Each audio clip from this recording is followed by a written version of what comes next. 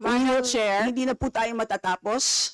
yan ang sinabi ko sa iyo kanina. Ayaw mo maniwala sa akin eh. Aabot talaga tayo ng bukas dito. Allow members of the House of Representatives lines like what you just said, like pusit. Bakit mo ako kinocrucify for saying a fact that somebody is convicted of child abuse sitting in the chair?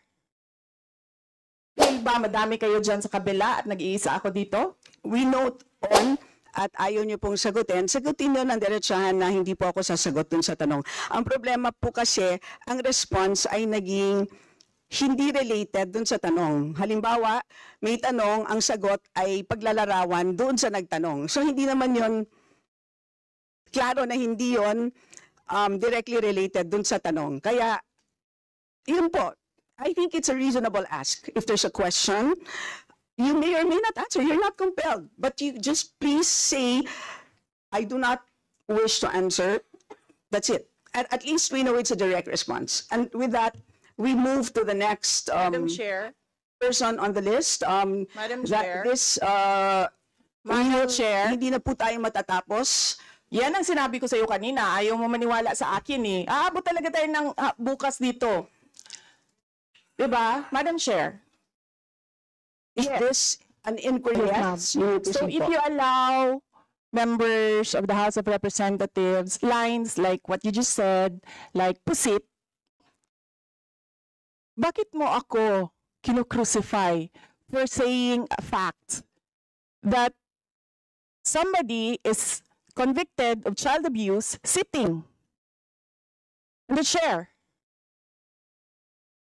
Pusit, and then I cannot fire the presiding chair. So bakit? Yes, Bakit napaka one-sided nito, ma'am? noted po. Dahil ba madami kayo dyan sa kabila at nag-iisa ako dito? We note all your comments, ma'am, and let us now proceed. Thank you, ma'am. Thank you, ma'am. Madam Chair, point of order. Yes, the Honorable Benny Abante. I just came in and I hear this. We're not talking about the budget. We're accusing each other here. I'd like to find out from the resource speaker if this is the kind of hearing that we're going to have. Sir, I am not the presiding officer of this hearing. I know, Yes, sir. but the thing is, you're asking questions, Madam Chair. The resource speaker does not have any right to ask questions. Or do you have? Where is that Madam Vice in your President, rules that Madam a Vice resource President, person this is a cannot budget hearing. request for clarification? Some order, please. Some order, please. Yes, Honorable Benny Abante, you may proceed. I'm just asking a question to our resource speaker, you know, because she's asking a question and she's accusing some of the members of this committee. I just would like to find out if we are the ones that have the right to ask questions and her right is to answer the questions of the committee. Okay, so Yun lang po sa akin yung point of order, Madam Chair. Yes. I think you understand me, Yes. Madam Vice President, am I right? No, sir. I'm gonna ask the chair to ask you to clarify what are my accusations. Yeah, please wait to be recognized, ma'am. Pasensya na po. So again, I'd like to remind our resource persons that you are here, you're invited to answer, to present, and you've done that. Thank you very much. And at this point in time, you're here to respond to the questions of our members, and we request you to please respond in a direct way. So with that, I'd like to recognize from the majority the Honorable Milagros Aquino Magsaysay. You have the floor, ma'am. Thank you, Madam Chair. Magandang hapon po sa ating lahat, sa ating committee chairperson at sa aking mga kasama sa Kongreso at ganun din po sa ating mga panauhin mula sa OVP sa pangunguna ng ating Vice President, Sara Duterte, Carpio at iba pang sangay ng gobyerno. First of all, Madam Chair, I would like to ask that it be stricken from the record yung talks about issues related to the case of Congresswoman Franz Castro because it is not related in the budget hearing. Madam Chair. Honorable Rosas, could you please introduce the appropriate motion? Yes, Madam Chair. I move that it be stricken off the record the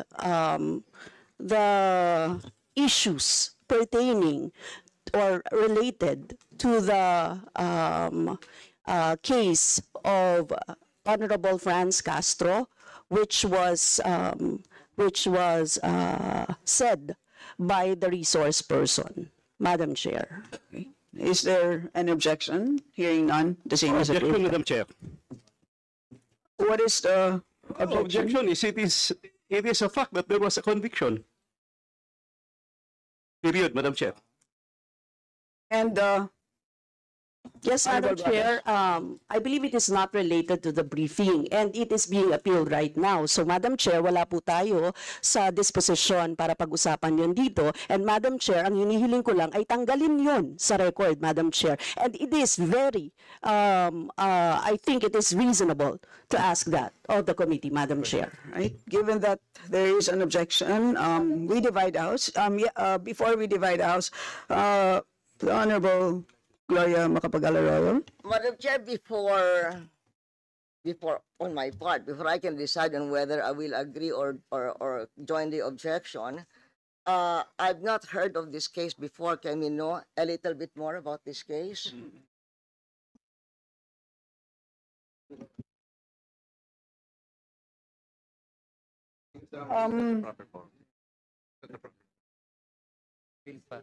Madam Chair. Yeah.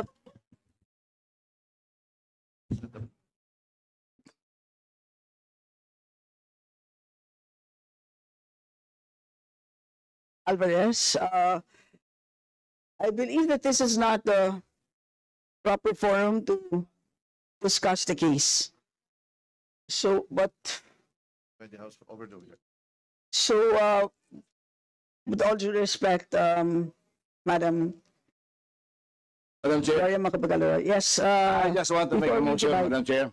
We need to rule on Just a line, just a minute. Just in line with the Office of the Vice President, talking about the case of Franz Castro and our Honorable Aaron Rosas, once that all the records about the utterances be deleted from this hearing.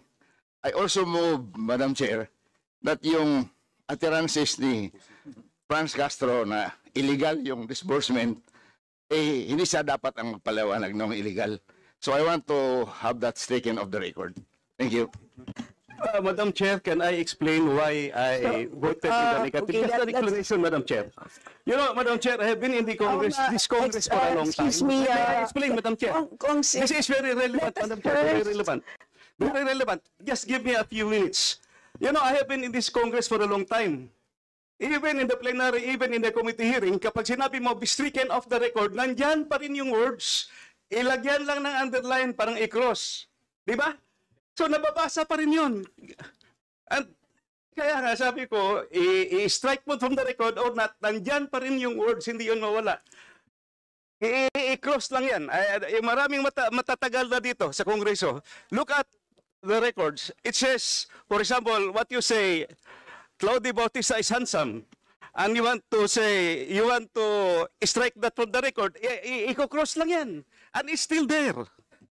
Yun, Madam Chair. Yes, thank you. That is duly noted. And as we vote, you can take note of